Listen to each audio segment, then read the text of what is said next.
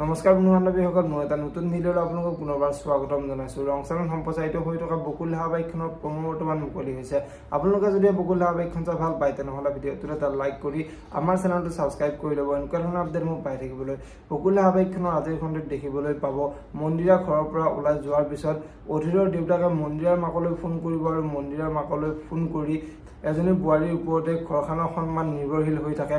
গতিকে বাহিৰা মানুহ গম নাপাওঁতে মন্দিৰাক ঘৰ আহি সোমাবলৈ দিয়ে, নহ'লে বহুত বেয়া ডাঙৰ কথা হ'ব বুলি মন্দিৰাৰ মাকৰ আগত ক'ব।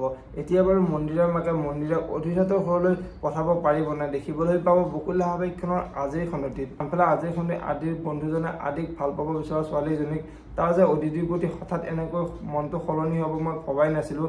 দুদিন আগলৈকে সি আদিতিক দেখিবই নোৱাৰে, হঠাৎ তাৰ মনটো সলনি হৈ গৈছে, সেইটোহে মই ধৰিব পৰা নাই। কেনেবাকৈ সি বাৰু অদিতিক ভাল পাই পেলাইছে নেকি বুলি ছোৱালীজনীৰ আগত কোৱাত ছোৱালীজনীয়ে বহুত খং উঠা দেখিবলৈ পাব। যদিহে আপোনালোকে বকুল ধাৰাবাহিকখন চাই ভাল পায় তেনেহ'লে ভিডিঅ'টোত এটা লাইক কৰি আমাৰ চেনেলটো ছাবস্ক্ৰাইব কৰি ল'ব। এনেকুৱা ধৰণৰ আপডেট মোক পাই থাকিবলৈ। ধন্যবাদ।